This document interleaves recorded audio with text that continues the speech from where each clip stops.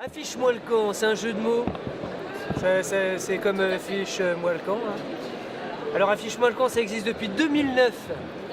Donc on a commencé dans un KGB, après on s'est trouvé un garage et on a imprimé. On a commencé par imprimer des faux billets. Ça après on était tranquille pour la suite.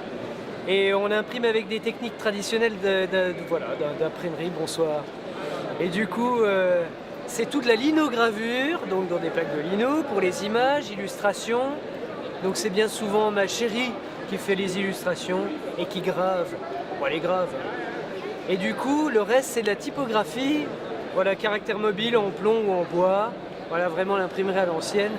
Gutenberg, vu qu'on n'a jamais revu ce grand monsieur barbu, on essaie de prendre sa place, quoi. On a récupéré, on a acheté beaucoup de matériel, un peu partout, Alsace, Lorraine, Franche-Comté. Donc des imprimeurs qui fermaient, d'autres qui n'utilisaient pas ce matériel-là. Et voilà, puis on a complété au fur et à mesure cette petite collection. Ouais, Baume-les-Dames, c'est un petit patelin qui, il n'y a pas 6000 habitants, c'est juste avant Besançon. En fait, on est logé par la ville là-bas, donc on a un bel atelier de 150 mètres carrés. Et les gens, ils peuvent venir, hein, il suffit de téléphoner avant.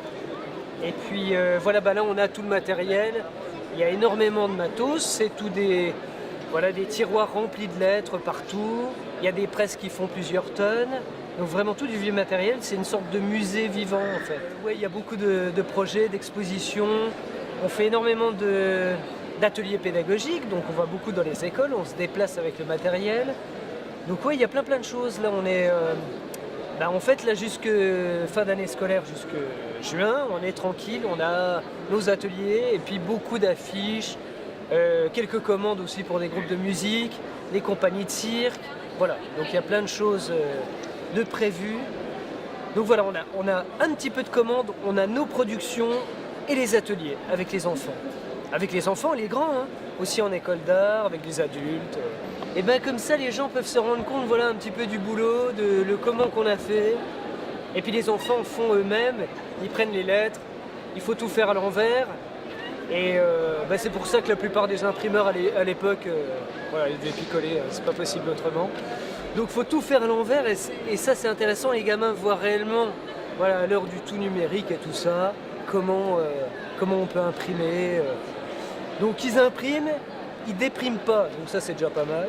Et voilà, donc vraiment on voit un peu le travail, des passages sur du beau papier, mettre de belles couleurs, etc. Et en partageant, on donne beaucoup, mais on reçoit aussi pas mal. Donc c'est intéressant parce que voilà, c'est des techniques anciennes et traditionnelles, et je crois que c'est tout un patrimoine, il faut transmettre tout ça. Donc c'est important pour nous de montrer et de pouvoir pratiquer, quoi.